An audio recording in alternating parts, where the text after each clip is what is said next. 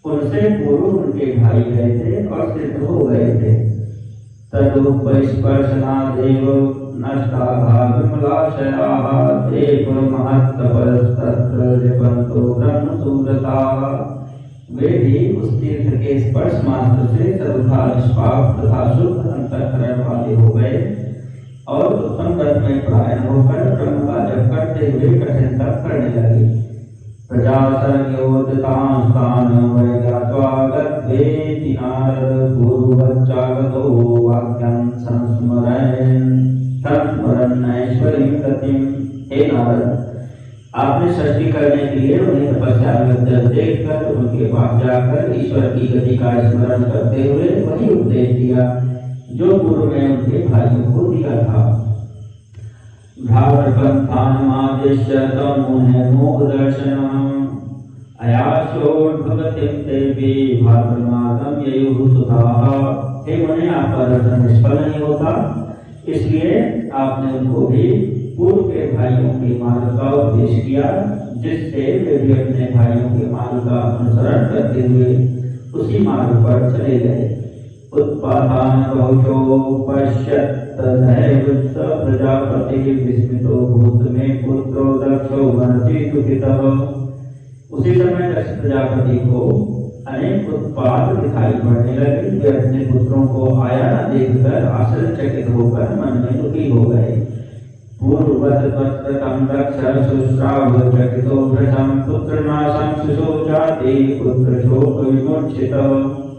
उन्होंने आपके द्वारा प्रथम पुत्रों के नाश के समान ही इन पुत्रों के भी नाश का जब समाचार सुना तो वे आश्चर्य में भरकर पुत्र शोक से मूर्छित हो अत्यंत संतप्त हो उठे। चुक्रोधितोभ्यं दक्षो सदुष्टो यमिति चाब्रवीत् आगतस्तत्र दैवात् अनुग्रहकरस्तदा। वे दक्ष आप पर कुपित हो गए और कहने लगे कि यह नारद दुष्ट है। उसी समय दैवयोग से उनके पुत्रों पर अनुग्रह करने वाले आप भी दक्ष के पास आ गए। शोकाविष्ट सदक्षो हीरोष विस्फुरिताधरः उपलब्धमत्तमाद्य धिक धिक प्रोच्य विगर्भयन्।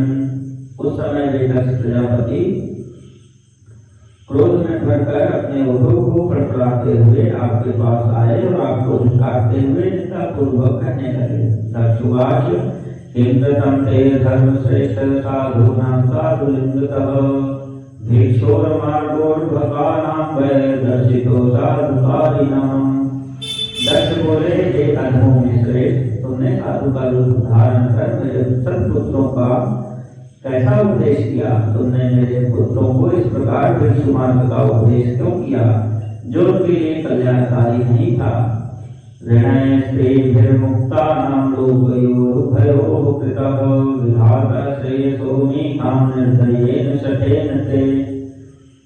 ऋणानि त्रीण्यपाकृत्य यो गृहात् प्रव्रजेत पुमान् मातरं पितरं त्यक्त्वा मोक्षमिच्छन् व्रजत्यथः।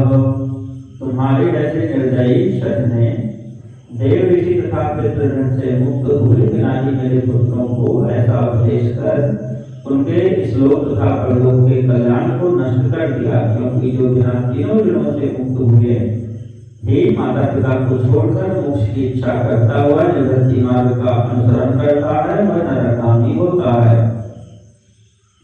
ब्रह्मचर्य पालन पूर्वक वेद शास्त्रों के स्वाध्याय से ऋषि ऋण, यज्ञ और पूजा आदि से देव ऋण तथा पुत्र के उत्पादन से पितृ ऋण का निवारण होता है।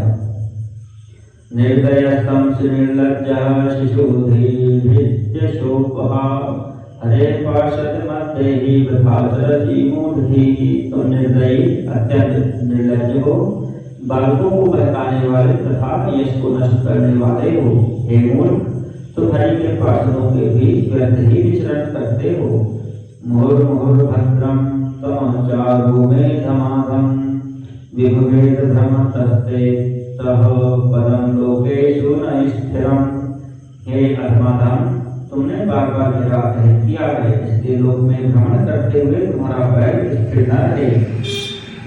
शशापेति शुचादक्षस्त्वां तदा साधु सम्मतं बोधनेश्वरेच्छां स शिवमाया विमोहितः शापं प्रत्यगृहीच्य त्वं स मुने निर्विकारधि एष एव ब्रह्म साधो सहदेशोऽपि च स्वयं। इस प्रकार शिव जी की माया से मोहित हुए दक्ष ने ईश्वर की इच्छा को नहीं समझा और सज्जनों के मान्य आक्रोशों संतप्त होकर शाप दे दिया।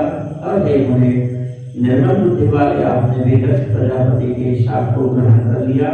हे ब्रह्म साधु, ऐसा साधु सब इस प्रकार के अपकार को सहन कर लेता है।